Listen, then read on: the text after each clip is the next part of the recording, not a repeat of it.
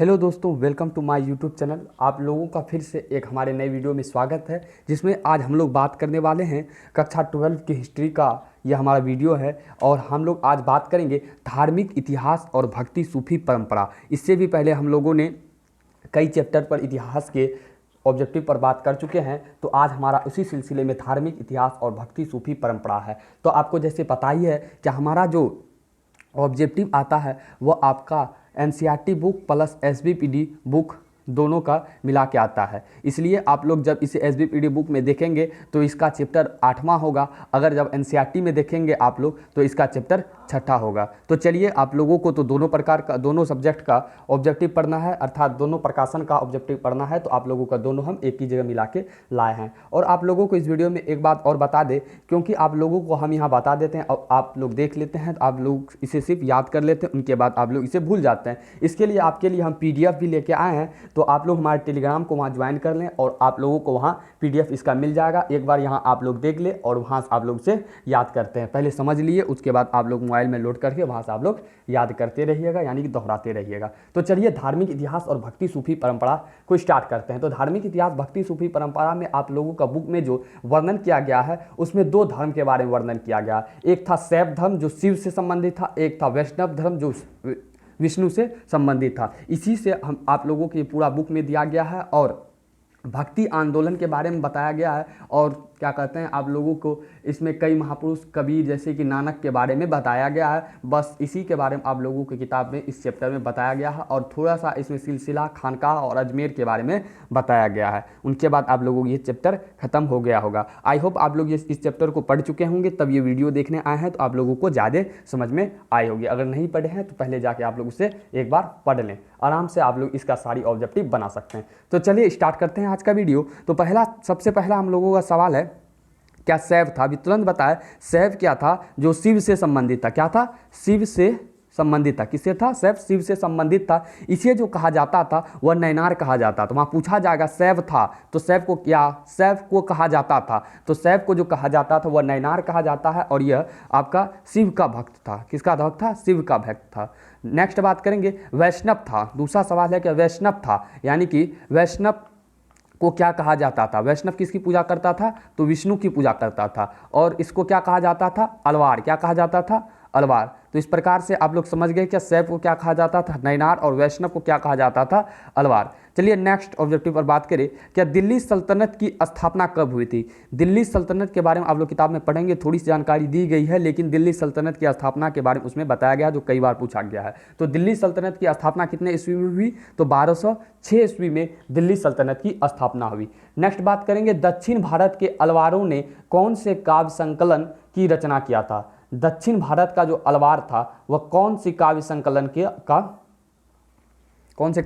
का रचना किया था? तो अलवार अभी तुरंत आप लोगों को बता किससे संबंधित है अलवार? तो आपका ये विष्णु से संबंधित था। किससे संबंधित था? विष्णु से संबंधित था। और वैष्णव धर्म को ही अलवार कहा जाता था। तो यह कौन सा काव्य संकलन का रचना किया था? तो इसका काव्य संकलन का नाम क्या था? नल चिरा दिव्य प्रबंधकम। एग्जाम में पूछा जा सकता है, क्या नल चिरा दिव्य प्रबंधकम किस संतों ने इसका काव्य संकलन किया था? तो अलवार संतों ने इसका काव्य संकलन किया था। नेक्स्ट बात करेंगे, वैष्णव धर्म का प्रचार सबसे अधिक किसने किया? यानी कि अलवार जो था उस धर्म का प्रचार सबसे अधिक किसने किया? तो उसका नाम है अलवार संत, यानी अलवार की एक संत थी तिलमंगई। क्या नाम थी? तिलमंगई जो थी वह सबसे अधिक इसका प्रचार किया। कौन थी? तो तिरुमंगई। कौन थी? तिलमंगई। नेक्स्ट बात करेंगे, आप लोगों को इसका नाम बुक में तिलमंगई के स्थान पर आप लोगों को इसका नाम तिरुमंगई भी मिलेगा। तिरुमंगई भी मिलेगा, तो आप लोग इसे ध्यान में रखेंगे। नेक्स्ट बात करेंगे, अलवार संतों की संख्या कितनी बताई गई है? तो अलवार संत की संख्या भी बताई गई है। तो अलवार संतों की जो संख्या बताई गई है वो 12 बताई है और नैनार संतों की जो संख्या बताई गई है 63 बताई गई है।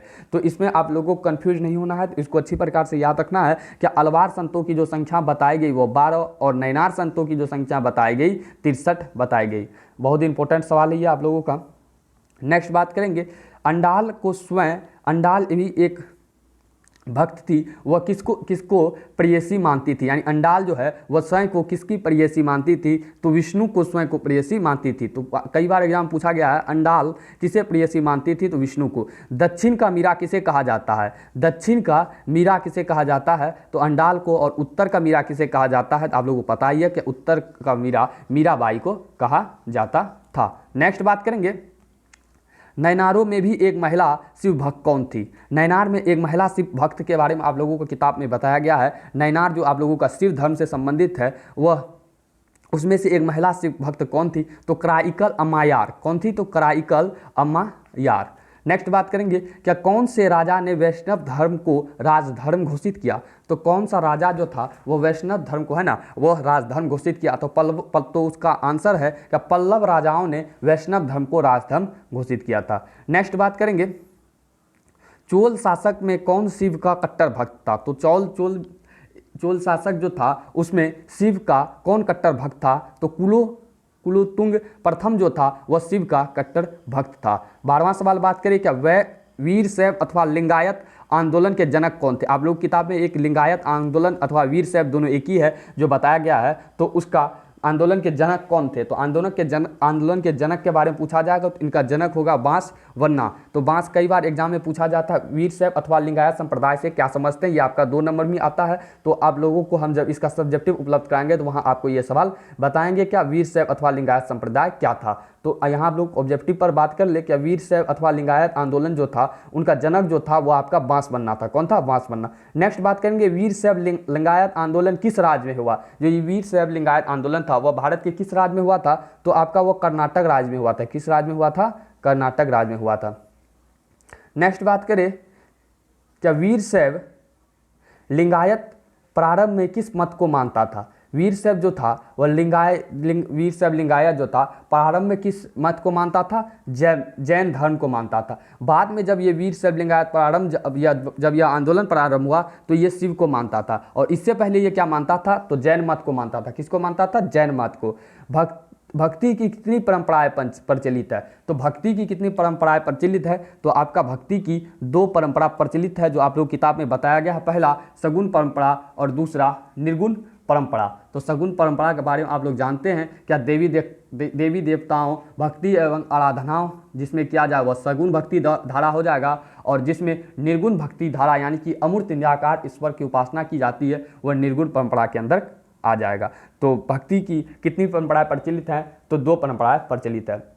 नेक्स्ट बात करेंगे, सर्वप्रथम भक्ति आंदोलन का उद्भव किस देश में हुआ। तो सर्वप्रथम पूछा जा रहा है भक्ति आंदोलन जो हुआ था वह किस देश में हुआ था। तो चलिए देखते हैं, तो द्रविड़ देश था, उसी में भक्ति आंदोलन का सबसे पहला आपका उदय हुआ था भक्ति आंदोलन का। नेक्स्ट बात करेंगे, भक्ति आंदोलन के प्राचीनतम प्रचारक तथा दक्षिण भारत के प्रसिद्ध वैष्णव आचार्य कौन थे। तो पूछा जा रहा है भक्ति आंदोलन का प्राचीनतम प्रचारक अर्थात सबसे पुराना प्रचारक तथा दक्षिण भारत का प्रसिद्ध वैष्णव आचार्य कौन था, तो वह था आपका रामानुज। वही आपका दक्षिण भारत का प्रसिद्ध वैष्णव आचार्य था। नेक्स्ट बात करें कि 18वां नंबर सवाल, उत्तर भारत में भक्ति आंदोलन को प्रारंभ करने का श्रेय किसे जाता है। रामानंद को, बहुत ही इंपॉर्टेंट क्वेश्चन है ये, क्या उत्तर भारत जो था उसमें भक्ति आंदोलन का प्रारंभ करने का श्रेय किसे जाता है, तो रामानंद को। नेक्स्ट बात करेंगे, रामानंद का जन्म कब हुआ था। तो रामानंद का जन्म जो हुआ था वह कई बार एग्जाम में पूछा गया है, तो 1299 ईस्वी तथा पूछा जा रहा है कहाँ हुई थी, तो प्रयाग में हुई थी। तो रामानंद का जन्म 1299 ईस्वी तथा प्रयाग में हुई थी। नेक्स्ट बात करेंगे, यहाँ आप लोगों का रामानंद है ना, रामानंद के गुरु कौन थे। तो रामानंद के गुरु कौन थे आप लोगों का, तो राघवानंद जो थे वही आपका रामानंद के गुरु थे। नेक्स्ट बात करेंगे हम लोग, अब कबीर पर आ जाएंगे। क्या कबीर का जन्म कब हुआ था, तो आप लोग पढ़े होंगे क्या कबीर का जन्म कब हुआ था, तो 1425 ईस्वी में कबीर का जन्म हुआ था। नेक्स्ट बात करें, कबीर का लालन पोषण कौन किया था। तो आप लोगों को पता होगा क्या कबीर के बारे में बताया जाता है कि कबीर का जन्म जो हुआ था एक विधवा ब्राह्मणी के गर्भ में हुआ था, और लोग लिहाज के डर से यह विधवा ब्राह्मणी ने वाराणसी में लोहरतारा के पास लहरतारा के पास एक तालाब के समीप कबीर जी को छोड़ दिए थे। आप लोग किताब में पढ़े होंगे। उनके बाद उनका लालन पोषण एक जुल्हा परिवार दाम्पत्य नीरू और नीमा किया था और उसी ने नीरू और नीमा ने इनका कबीर नाम रखा था। आप लोगों को पता होगा। तो वही सवाल यहाँ पूछा जा रहा है, क्या कबीर का लालन पोषण कौन किया था? तो दाम्पत्य नीरू और नीमा ने, नीरू और नीमा जुल्हा परिवार का जो था वही इसका लालन पोषण किया था। तो कबीर का, कबीर विश्वास करता था, यानी कबीर का विश्वास किस पे था? निराकार ईश्वर पे, अर्थात निर्गुण भक्ति धारा पे। नेक्स्ट बात करेंगे, कबीर की मृत्यु कब और कहाँ हुई थी? तो कबीर की मृत्यु के बारे में बताया जाता है कि कबीर की मृत्यु जो हुई थी वह 120 वर्ष की आयु हुई थी और मगहर नाम का एक स्थान है, वहीं पर कबीर की मृत्यु हुई थी। नेक्स्ट बात करेंगे, गुरु नानक का जन्म कब और कहाँ हुआ? तो गुरु नानक का जो जन्म हुआ था वह आपका 1469 ईस्वी में पंजाब के गुजरानवाल जिले में और रावी नदी के तट पर स्थित तलवंडी नामक ग्राम में हुआ था। आप लोग पढ़े होंगे क्या गुरु नानक का जो जन्म हुआ था वह 1469 ईस्वी में पंजाब के गुजरानवाल जिले में हुआ था। नेक्स्ट बात करेंगे, गुरु नानक का जन्म किस ग्राम में हुआ था? तो आप लोग तुरंत बताया कि गुरु नानक का जो जन्म किस ग्राम में हुआ था? तो वह तलवंडी में हुआ था। नेक्स्ट बात करेंगे, गुरु नानक ने किस धर्म की स्थापना की? तो गुरु नानक ने एक धर्म की स्थापना की थी। आप लोगों को पता होगा क्या गुरु नानक ने जिस धर्म की स्थापना की थी वह धर्म थी सिख धर्म की स्थापना की थी। नेक्स्ट बात करेंगे, खालसा पंथ। खालसा पंथ के बारे में जरूर सुने होंगे और कई बार एग्जाम पूछा जाता है, खालसा पंथ की स्थापना किसने किया? तो खालसा पंथ की स्थापना कब और किसने किया? सबसे पहला इसमें सबसे अधिक जो पूछा जाता था किसने किया? तो 10वें गुरु गोविंद सिंह था। सिख का 10वें गुरु जो था वह गुरु गोविंद सिंह था। उसी ने खालसा पंथ की स्थापना किया था। और पूछा जाए क्या का कब किया गया? तो वह 1699 ईस्वी में किया गया था। कितने ईस्वी में किया गया था? 1699 में। लेकिन यह सबसे अधिक पूछा जाता है तो वह कौन किया था? तो गुरु गोविंद सिंह। तो गुरु नानक के उद्देश्यों का संग्रह किस धर्म ग्रंथ में है? तो गुरु नानक जो था उनका उद्देश्य जो दिया था, उनका एक संग्रह था, उस धर्म ग्रंथ का नाम क्या था? तो गुरु ग्रंथ साहिब। क्या था? गुरु ग्रंथ साहिब। नेक्स्ट बात करेंगे, वल्लभाचार्य का जन्म कब हुआ था और कहाँ? तो वल्लभाचार्य के बारे में आप लोग पढ़े होंगे। क्या उनका जन्म जो हुआ था 1469 ईस्वी में चंपारण्य वाराणसी में। नेक्स्ट बात करेंगे, क्या वल्लभाचार्य का माता पिता का क्या नाम था? तो वल्लभाचार्य के माता का नाम माता और पिता का क्या नाम था? तो पिता का नाम लक्ष्मण भट्ट था और माता का नाम यल्लम गुरु था। याद रखेंगे क्या इनके पिता का नाम, वल्लभाचार्य के पिता का नाम लक्ष्मण भट्ट और माता का नाम यल्लम गुरु था। नेक्स्ट बात करेंगे, वल्लभाचार्य के बेटे का क्या नाम था? आप लोग पढ़े होंगे वल्लभाचार्य के 2 बेटे थे, जिसका प्रथम बेटा गोपीनाथ, दूसरा बेटा विठल दास। नेक्स्ट बात करें कि वल्लभाचार्य मोक्ष के कितने साधन बताए? तो वल्लभाचार्य जी मोक्ष के 3 साधन बताए थे। मोक्ष के आप लोगों को 3 साधन बताए थे, कर्म, ज्ञान तथा भक्ति।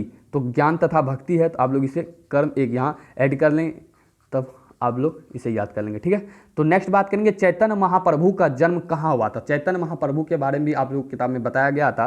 तो चैतन्य महाप्रभु का जो जन्म हुआ है वह आपका बंगाल में हुआ था। कहाँ? बंगाल में। नेक्स्ट बात करेंगे, महाराष्ट्र में भक्ति आंदोलन के प्रमुख प्रवर्तक कौन थे? तो महाराष्ट्र में भी भक्ति आंदोलन के प्रमुख प्रवर्तक थे, जिनका नाम था संत नामदेव। क्या था? संत नामदेव। अच्छी प्रकार से याद रखेंगे, महाराष्ट्र में भक्ति आंदोलन के जो प्रवर्तक थे वो संत नामदेव थे। नेक्स्ट बात करें, क्या मीराबाई किसे पति मानता था? तो मीराबाई जो बचपन से किसे पति मानता था? तो वह कृष्ण को मानती थी। नेक्स्ट बात करेंगे, मीराबाई किसकी पुत्री थी? तो मीराबाई किसकी पुत्री थी? तो मेरता के शासक रतन सिंह राठौड़ की पुत्री थी। किसकी पुत्री थी मीराबाई? पूछा जाएगा मीराबाई किसकी पुत्री थी? तो मेरता के शासक रतन सिंह राठौड़ की पुत्री थी। नेक्स्ट बात करें, मीराबाई की शादी किसके साथ हुआ था? तो मीराबाई का शादी जो हुआ था वह किसके साथ हुआ था? तो राणा सांगा के ज्येष्ठ पुत्र भोजराज से हुआ था। किससे हुआ था राणा मीराबाई की शादी? तो राणा सांगा के ज्येष्ठ पुत्र भोजराज से। नेक्स्ट बात करें, क्या मीरा के गुरु कौन थे? तो मीरा के गुरु जो थे वह रैदास थे। कौन थे मीरा के गुरु? रैदास थे।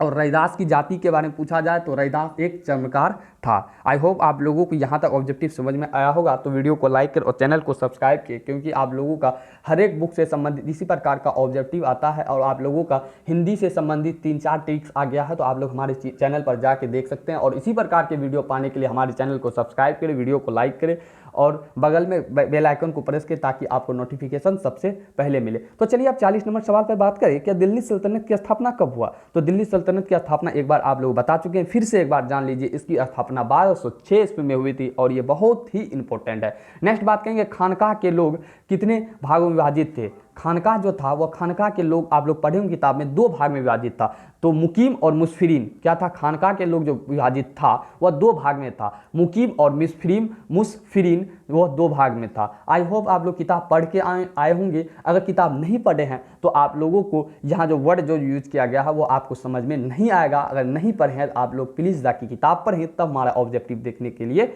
आए। तो चलिए नेक्स्ट बात करते हैं, क्या सूफी सिलसिले कितने भागों में विभाजित। आप लोग पढ़े होंगे सूफी सिलसिला के बारे में। तो सूफी सिलसिला भी आपका दो भागों में विभाजित था। तो सूफी सिलसिला आप लोग कितना भागों में विभाजित था, तो पहला था बासिरा और वेसिरा। तो बासिरा क्या था, जो इस्लाम विधान को मानता था सूफी सिले के अंतर्गत, वह आपका बासिरा था। और वेसिरा क्या था, वो जो इस्लाम के विधान को नहीं मानता था, वह आपका वेसिरा हो जाएगा। नेक्स्ट बात करेंगे, भारतवर्ष में चिश्ती संप्रदाय का प्रवर्तक किसे माना जाता है। तो सबसे इंपॉर्टेंट, इसमें सबसे इंपॉर्टेंट यही है कि MBBI लगा याद कीजिए। तो इसमें पूछा जाएगा भारत में चिश्ती संप्रदाय का प्रवर्तक किसे माना जाता है। तो ख्वाजा मनुउद्दीन चिश्ती जो था, इन्हीं को भारतवर्ष में चिश्ती संप्रदाय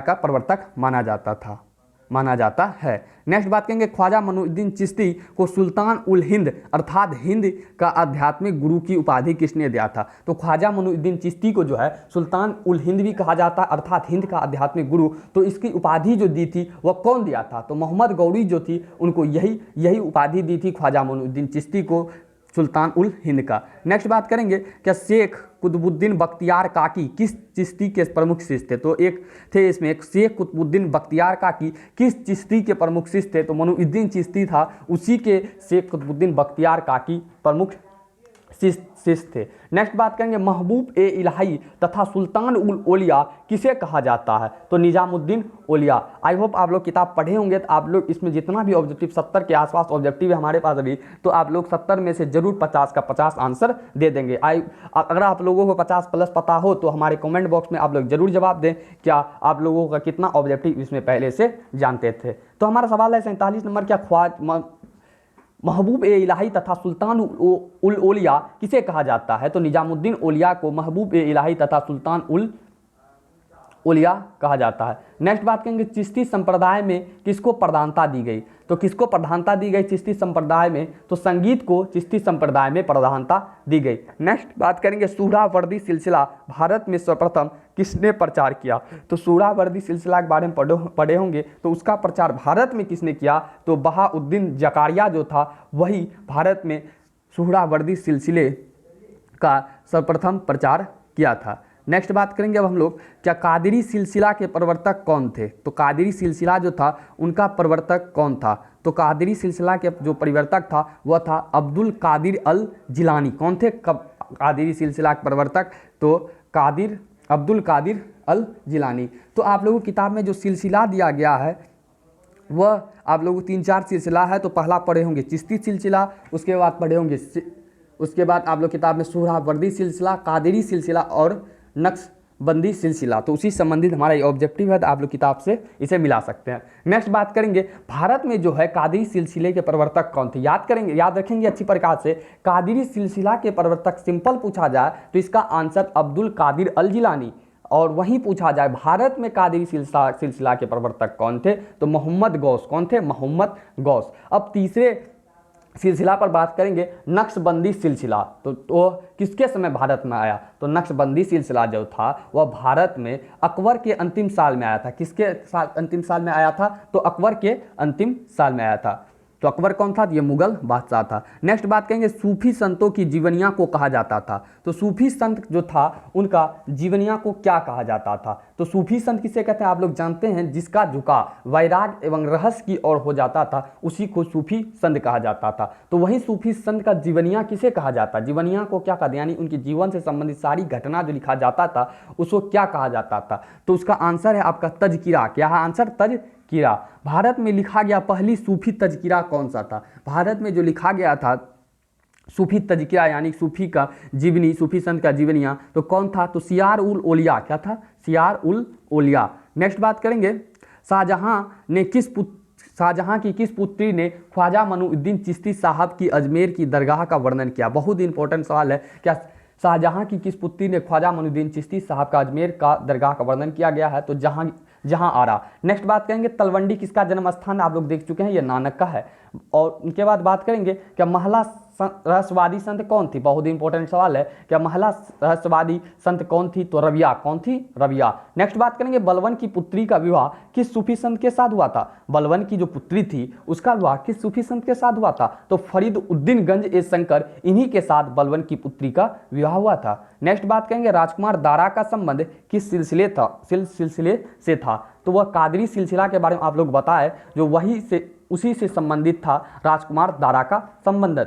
नेक्स्ट बात करेंगे 60 नंबर सवाल पर, क्या ख्वाजा मोइनुद्दीन चिश्ती साहब की अजमेर स्थित दरगाह पर सर्वप्रथम कौन सा सुल्तान गया, तो ख्वाजा मोइनुद्दीन चिश्ती का दरगाह पर जो सर्वप्रथम सुल्तान गया था वो आपका गया था मोहम्मद बिन तुगलक। कौन गया था, मोहम्मद बिन तुगलक। नेक्स्ट बात करेंगे क्या सूफी संत की फिरदौसी शाखा निम्न में से कहाँ सबसे अधिक पनपी, सूफी संत का एक जो शाखा था वह था फिरदौसी शाखा, उसका सबसे अधिक विस्तार यानी सबसे अधिक वह कहाँ पनपा, तो वो आपका बिहार में पनपा। नेक्स्ट बात करेंगे क्या ख्वाजा मोइनुद्दीन चिश्ती साहब का दरगाह कहाँ है, तो पूरे अगर इसमें बात किया जाए तो जो हर एक बार आता है वह सबसे ज़्यादा यही आता है, तो ख्वाजा मोइनुद्दीन चिश्ती का दरगाह कहाँ है, तो आपका आंसर है अजमेर। इसे आप लोग जरूर ही याद रखेंगे। नेक्स्ट बात करेंगे शंकराचार्य का मत है, तो शंकराचार्य का जो मत था वह अद्वैतवाद था। क्या था, अद्वैतवाद। नेक्स्ट बात करेंगे निजामुद्दीन औलिया किस सूफी सिलसिले से संबंधित था, निजामुद्दीन औलिया के बारे में पढ़े होंगे,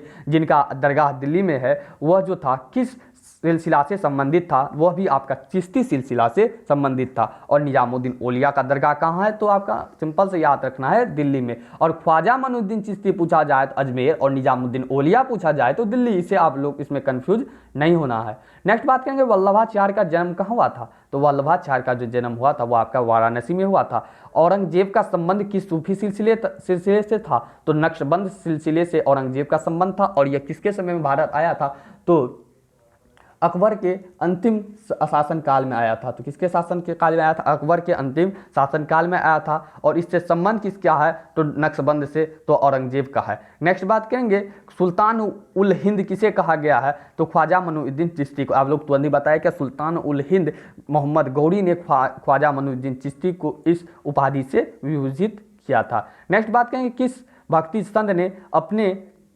संत ने अपने संदेश का प्रचार के लिए सबसे पहले हिंदी का प्रयोग किया था, बहुत ही वीवीआई क्वेश्चन है। तो रामानंद जो थे वह अपने संदेश के लिए सर्वप्रथम हिंदी का प्रयोग किया था। नेक्स्ट बात करेंगे 70 नंबर सवाल पर, क्या उत्तर भारत में भक्ति आंदोलन का आरंभ किस संत ने किया, तो उत्तर भारत में जो था वह भक्ति आंदोलन का प्रारंभ किसने किया था, तो रामानंद में। बीजक में किसका उपदेश संग्रहित है, बहुत ही इंपॉर्टेंट सवाल। क्या बीजक जो था उसमें किसका उपदेश संग्रहित था, तो इसका आंसर है आपका कबीर का ही उपदेश बीजक में आप लोगों का वर्णन किया गया है। नेक्स्ट बात करेंगे क्या कुतुब मीनार का निर्माण किसने शुरू किया था, तो कुतुब मीनार का निर्माण किसने किया था, तो कुतुबुद्दीन ऐबक। और कबीर किसका शिष्य था, कबीर जो था वह शिष्य था रामानंद का। आई होप आप लोगों को ये सेशन ऑब्जेक्टिव का अच्छा लगा होगा, तो वीडियो को लाइक करें और चैनल को सब्सक्राइब करें इसी प्रकार का वीडियो पाने के लिए। और हाँ, आप लोगों को हम बता ही दिए सबसे पहले, क्या आप लोग इसका अगर PDF लेना चाहते हैं तो आप लोग हमारा टेलीग्राम को ज्वाइन कर ले, और वहाँ से आपको इसका PDF मिल जाएगा और आप लोग इसे